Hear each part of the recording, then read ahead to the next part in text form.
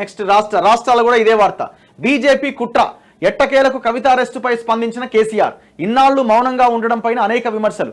రోజు రోజుకి తీవ్రమవుతుండడంతో మౌనం వీడిన మాజీ సీఎం. అంతా బీజేపీ కుట్ర అంటూ విమర్శలు. బిఎల్ సంతోష్ను అరెస్టు చేసేందుకు చూడడం వల్లే కక్షగట్టి కవితను అరెస్ట్ చేసిరట. మరి ఎందుకు చేయలే అరెస్టు? ప్రత్యేక విమానంలో బీఆర్ఎస్కు చెందిన ప్రత్యేక విమానాన్ని తీసుకుపోయి కేరళ, ఢిల్లీలో తిరిగిరు, చక్కర్లు కొట్టిరని రాధాకిషన్ రావు తన అరెస్ట్ అయిన సందర్భంలో చెప్పిండు. ఈ ఫోన్ ట్యాపింగ్ కేసులో నువ్వు బిఎల్ సంతోష్ ఎందుకు అరెస్ట్ చేయలేకపోయినావు? నువ్వు ఫోన్ ట్యాప్ చేసినావు అందరివి, నువ్వు అడ్డంగా దొరికిపోయినావు. ఇప్పుడు హైకోర్టు ఏమన్నది? అందరు జడ్జిలకి ఆ ఫోన్ ట్యాపింగ్కి సంబంధించిన డీటెయిల్స్ అన్నీ వాళ్ళకి పంపిండు జడ్జిలకి. వాళ్ళు చూసి షాక్ అయిపోయి అసలు మాకు పంపడం ఏంది?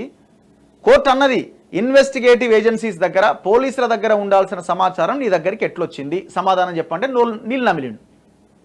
అప్పుడు ఈ ఫోన్ ట్యాపింగ్ అంశం కూడా తెర మీదకి వచ్చింది. ఫోన్లు ట్యాప్ చేసిరండి, ఏమ్మా ఇది అనవసరంగా అటు ఇటు అయితే ఏడ దొరుకుతున్నావు అని చెప్పి మొత్తం కథం పట్టించాడు.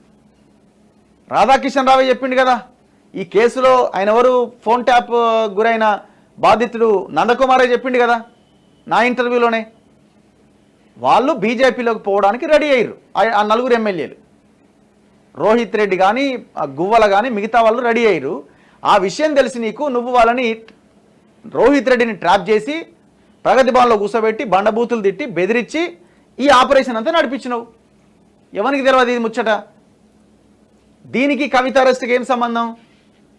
సరే పోనీ సంబంధం ఉందనే అనుకుందాం. మరి కల్వకుంట్ల కవిత సారాదందా చేయలేదా నీ బిడ్డే? చెప్పు. డీటెయిల్డ్గా ట్రాన్సాక్షన్సే కనిపిస్తున్నప్పుడు, అంత ఈజీగా ఏమీ చేయనప్పుడు, ఏమీ సంబంధమే లేదు, ఎట్లా ఎత్తుకపోతారండి జైలుకి? చెప్పండి మీరు. అసలు సంబంధమే లేనప్పుడు ఏ రకంగా తీసుకుపోతారు? ఇంతమందిని ఎట్లా అరెస్ట్ చేస్తారా? ఒక్కదాన్ని అరెస్ట్ చేయొచ్చేమో, ఇంతమందిని ఎట్లా అరెస్ట్ చేస్తారు?